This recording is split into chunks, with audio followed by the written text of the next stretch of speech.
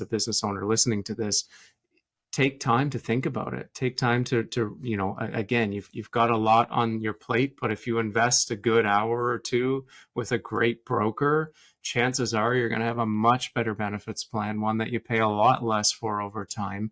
You're more confident in what it is and how it works, and you know how to communicate it to your employees. Your employees know what's there and they're using it the way they should. And in theory, they're not missing as many sick days, which isn't costing you as much money. You're not having to rehire or replace employees. You're able to hire a great employee right away because you have an excellent benefits plan and you're confident in it, and you're able to, relay that to the team. And you're able to provide, say, videos that your broker has recorded to explain the benefits program, those types of things. It's so worth it. Although you've got a bunch of other stuff on the go, to spend, a few hours a year, or to pick up the phone when someone sounds a little different, to have that conversation and say, like, there is something here. Let's explore that.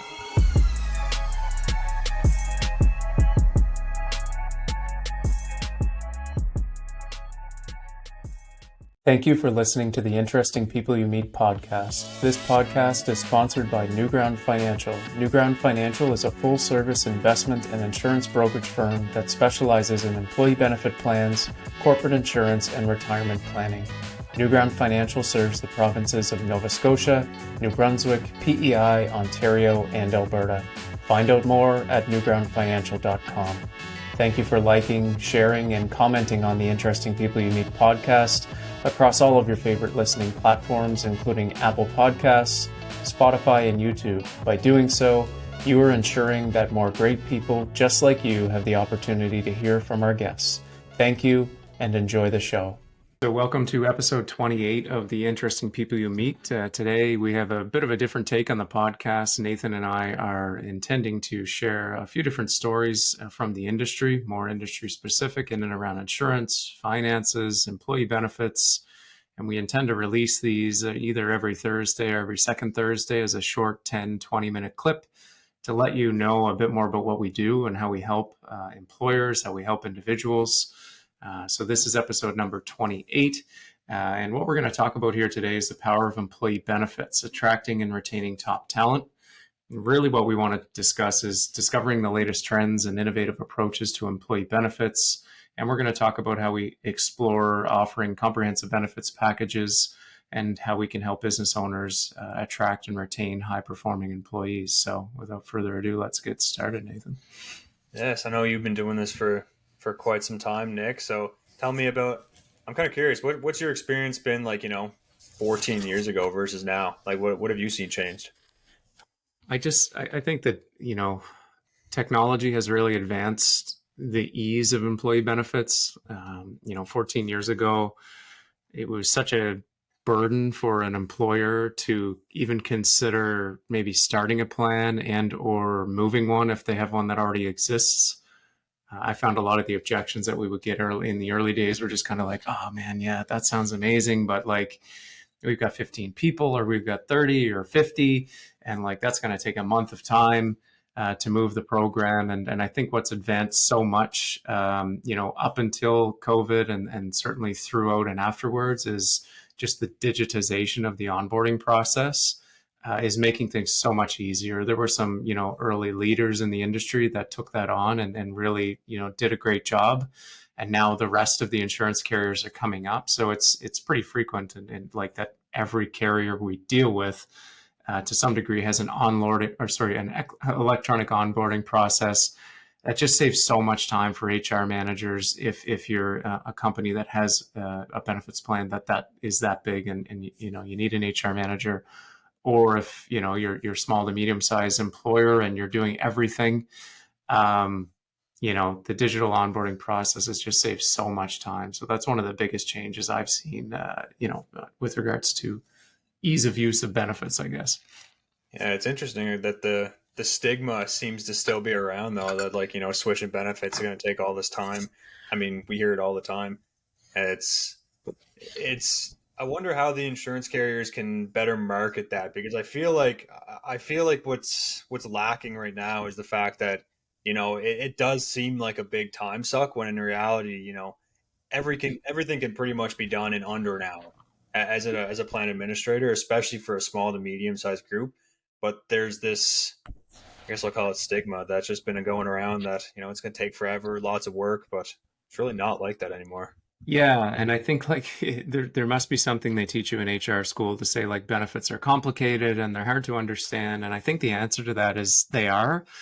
As we bring new people onto our team, what I'm understanding, we sort of forget how much we know as advisors. And Nathan, even a year and a half, 2 years into what you're doing, I'm sure like you can do this stuff in your sleep now based on how much success you've had.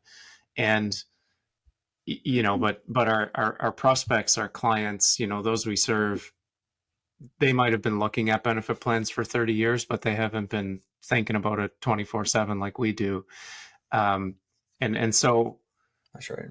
yeah, I just find that really interesting, and that like, I think it's our job as an advisor to help illustrate to our current clients and prospective clients, how easy this transition can be if they're looking over the fence or want to have a conversation about benefits. Again, for a small to medium sized business, as you had said, it's probably an hour of their time total, literally, of gathering the information. Generally, unfortunately, what happens is, the industry, our competition uh, has set the bar pretty darn low. And with their lack of follow up or lack of communication or lack of providing the information that our clients deserve, such as their billing statement, their benefits booklet, what their claims usage has been, or their actual renewal document, not just a written email saying like, good luck, your rates are staying the same. If a client is armed with all of that information, which you deserve as a client, and you should be receiving at least quarterly, at minimum an annual basis, then your ability to look over the fence or take on a conversation of another consultant, it shouldn't take you much time, right? Mm, Um, yeah, yeah, it's crazy to me how little, like some prospective clients that I would reach out to, how some of them don't even necessarily know where their billing statements are going. yeah, It's like the bar is set so low, but I mean, this is stuff that everybody should obviously have access to. It's coming out of your bank account every single month. Benefits can be expensive. It's one of the top costs that an employer is going to pay. So to not know exactly what's going on behind the scenes for the benefits is definitely problematic. yeah, and we're kind of going there, but just a question for you as you speak with potential clients and current clients, like what's one thing you wish they knew more to help them make decisions in and around benefits? I think I think mainly going even back to the first thing that we talked about is that like it's not that big of a deal to at least open up your mind to the possibility of switching. I think the switching is really what people are so focused on. Oh, we did all this work 10 years ago. We're not willing to give it up. When in reality, prices have gone up year after year after year. They're not looking at it. Everything's running smoothly, great, but there's definitely value that can be added to this plan most likely because 10 years ago, I mean, I guess I'll ask you too, like when did the virtual healthcare and the employee family assistance program start to become so prevalent? Because I'm Yeah, seeing a lot of older plans that didn't have that, and some carriers now just include them right in their extended healthcare rates. So yeah. I think that a proper plan audit every single year is important to at least know where you're at, where you could be, and it should changes be made. For sure. And my answer to that question would be like if your current advisor's not bringing you the inform like coming up with innovative ideas, like how frequently are they in contact with you? What are they talking about? Is it the weather and the most recent golf game?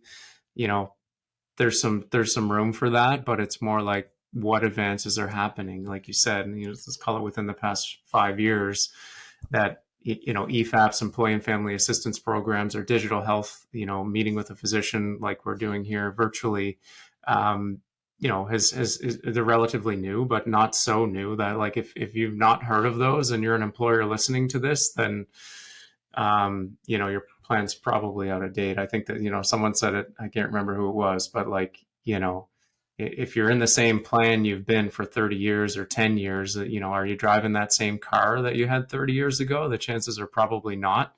You've upgraded because, it doesn't work anymore, or it's not as safe as it could be. And I think, now, hopefully that it's not as much work if you're dealing with a brokerage that has systems in place to make the transition much easier.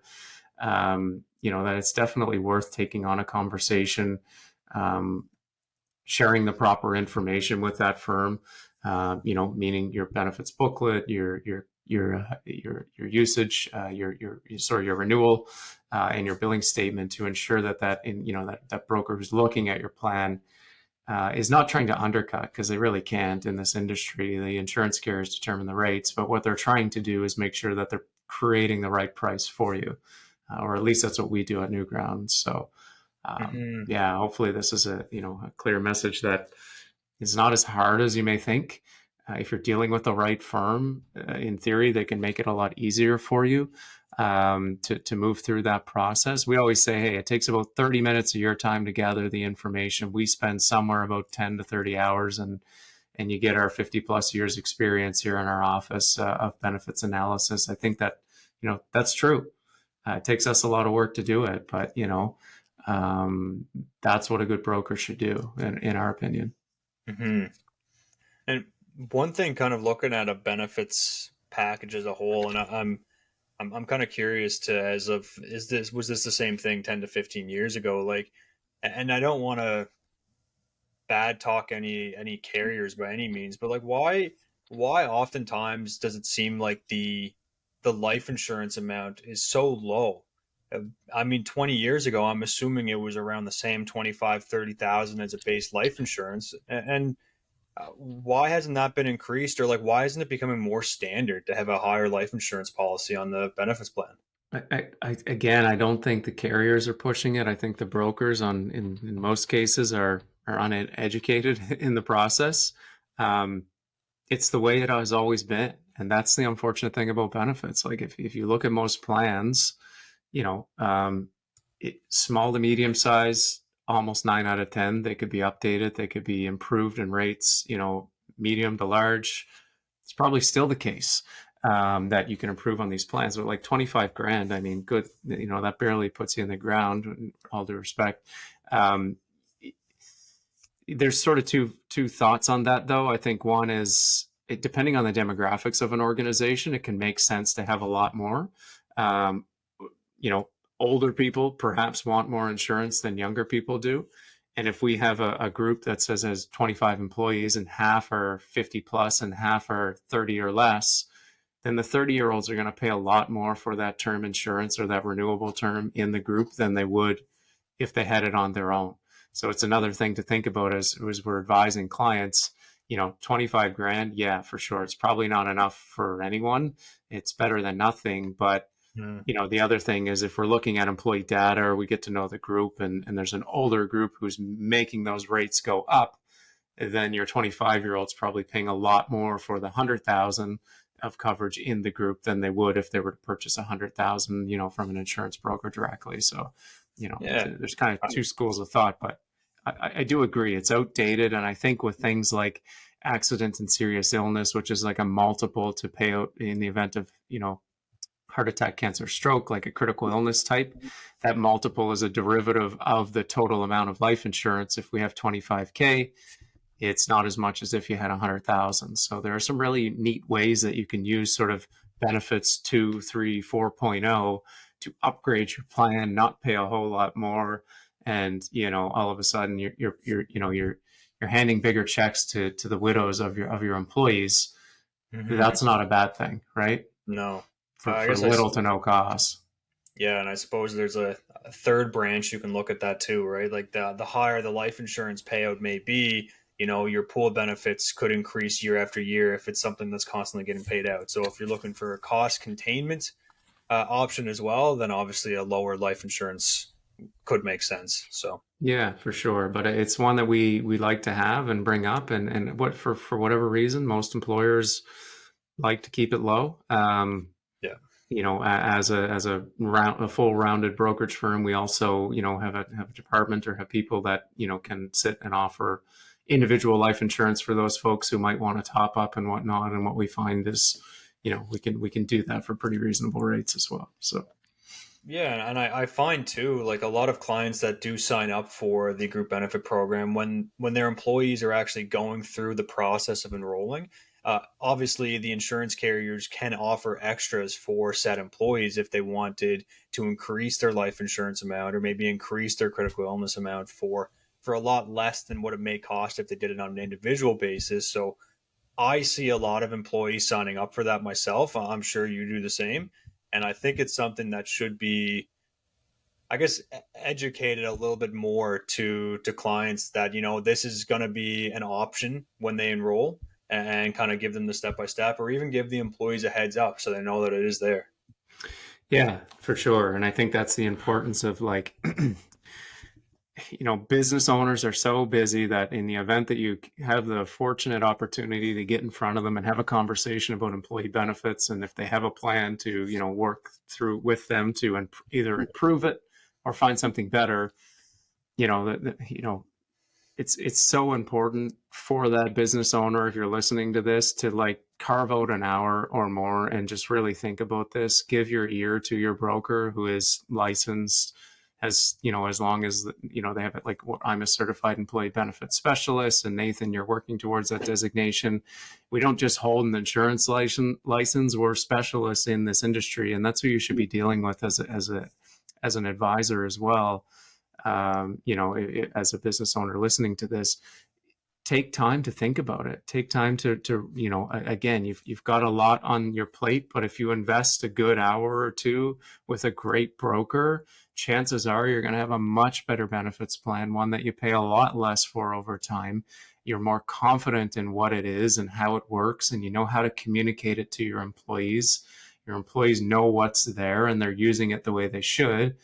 And in theory, they're not missing as many sick days, which isn't costing you as much money. You're not having to rehire or replace employees. You're able to hire a great employee right away because you have an excellent benefits plan and you're confident in it, and you're able to relay that to the team. And you're able to provide, say, videos that your broker has recorded to explain the benefits program, those types of things. It's so worth it. Although you've got a bunch of other stuff on the go, to spend, a few hours a year, or to pick up the phone when someone sounds a little different, to have that conversation and say, like, there is something here. Let's explore that. In my opinion, the days of like protecting, I'm a business owner as well. So I get phone calls all the time and a ton of emails. And when someone stands out, they look, act, sound, and feel different than everyone else, I'll give them some time. I don't do that for everyone, and certain times a year where I make certain decisions in the business. But if someone's standing out and I can, and they're following up, they're doing what they've said, they're showing me something different, I've learned something, I feel more confident about it, then I'm willing to make a switch, right? Because that's going to be better for our business.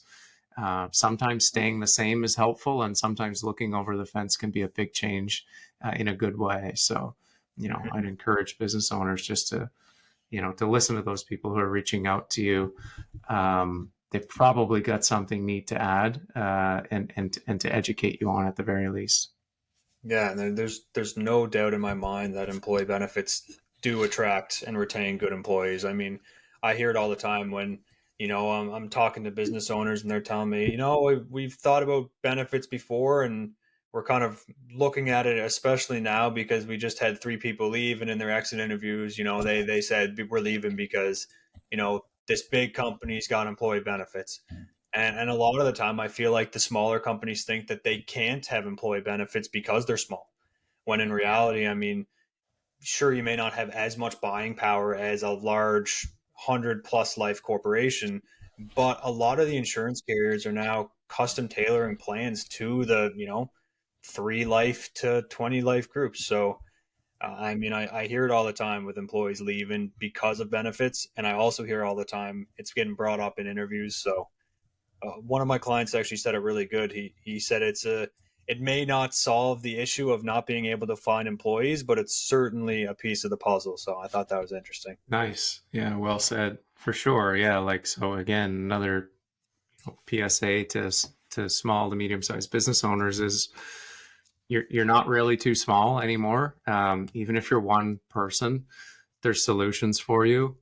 You know, there's an interesting like sort of if you're a company listening to this and you have under 10 employees, there's a specific or one or two solutions for you that could make a lot of sense. If you have 1 to 15, there's a solution that makes sense. If you have 15 to 25, there's a solution that makes sense. 15 plus, 50 plus, there's a bunch of different options, and trying to figure that out yourself or just kind of staying with what you've always had, I'll be brutally honest, it's not in your best interest.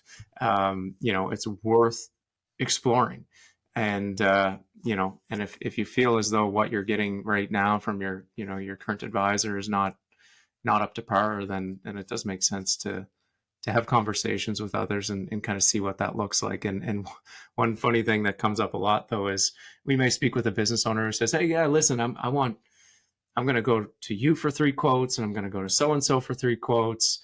And one thing I want to educate all of our listeners on is an employee benefits broker who has access to the whole market, like our firm New Ground Financial does here in a number of provinces in Canada, is if I go to market with your information and get a bunch of different quotes for your group, and Nathan is not working with our firm and he tries to do it, the insurance companies won't allow that.